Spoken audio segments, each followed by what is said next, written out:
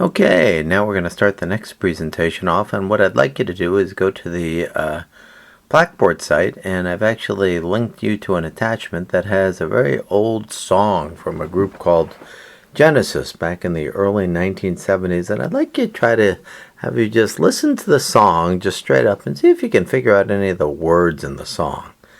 Then once you do that, and you'll probably get pretty frustrated when you do that, is then I want you to scroll down on the page and go to the next page from the link, and actually it has the lyrics of the word squonk on it.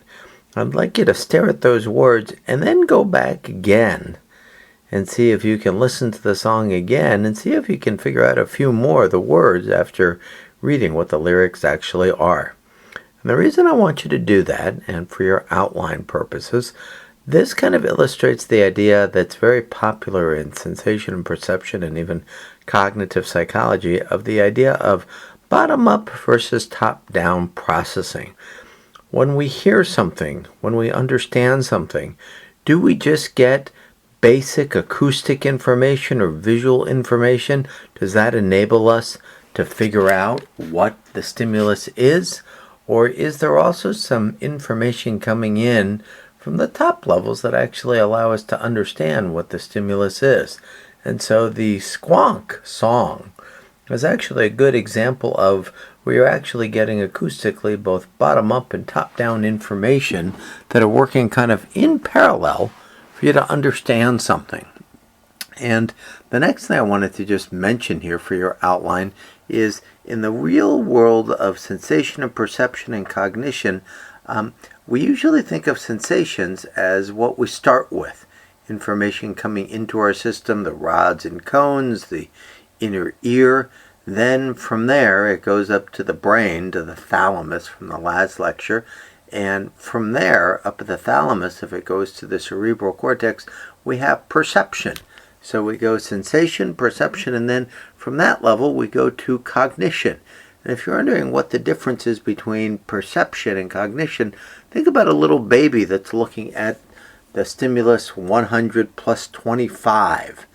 If a little baby were to look at that, they would actually have all the sensations that adults have, plus the perception of that. But they would not have any cognitive abilities to know what those symbols mean and what to do with them, whereas you have your memory skills that allow you to do it. So we usually think of sensation and perception first, and then they often lead to cognition.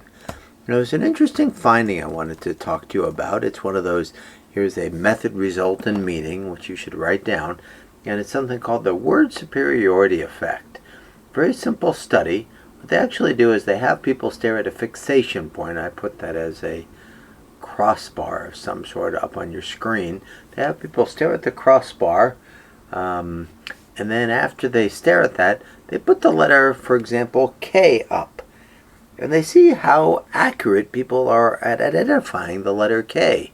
And in a separate situation, they do the same thing. The cross sign comes up at the start, but then instead of just having the letter K, they actually have the whole word work up there, and they just make sure that the person tries to identify the last letter, because the star sign was right over the last letter.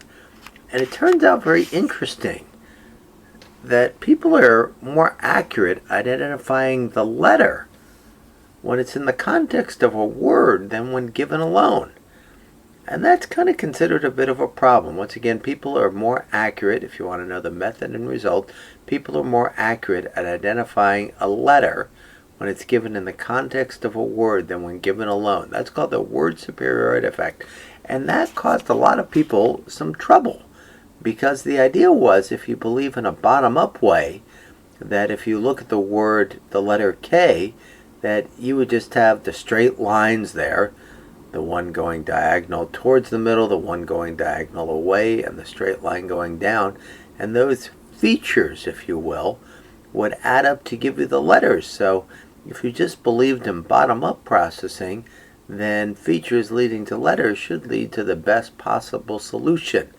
But if people were more accurate at identifying the letter K when it was in the word work, there must also be, in parallel, word level detectors that are focused on things, and maybe there's top down from the word level to the letter level. So the word superiority effect suggests that we do actually have kind of top-down and bottom-up processing going on simultaneously.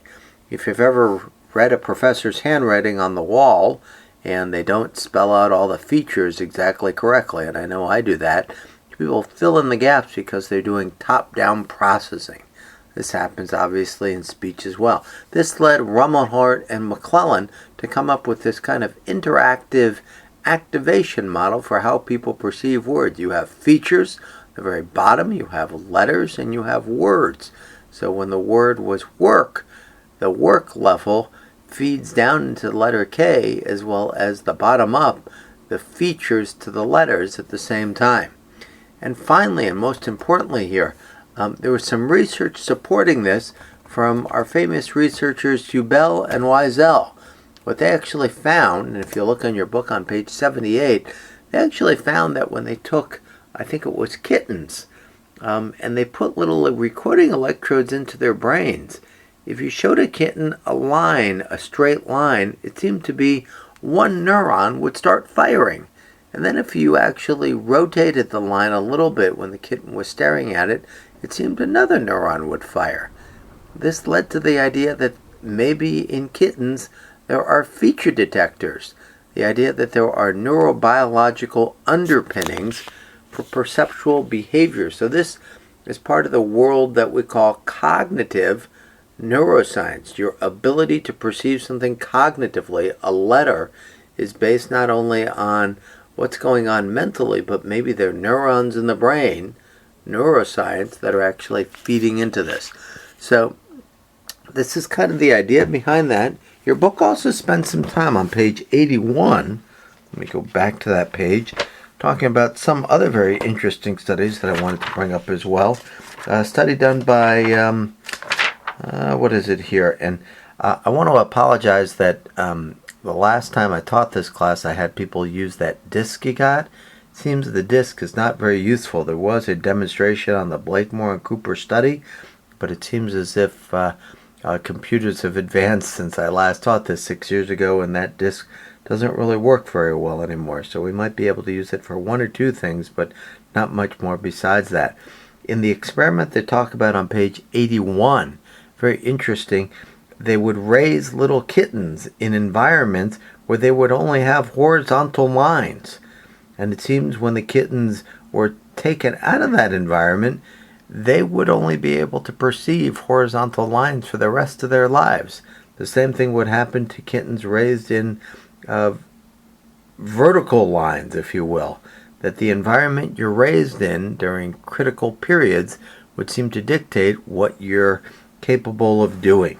So feature detectors, then we have the idea of kind of nature versus nurture with the Blakemore and Cooper study.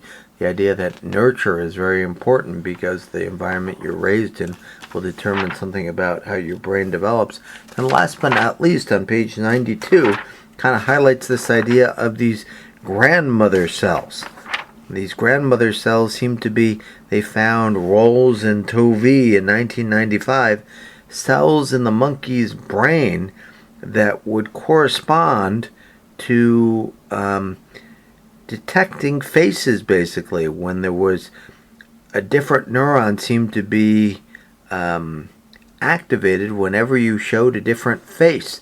So this is very reductionistic in a way, suggesting almost that type reductionistic idea that there is one neuron for one face.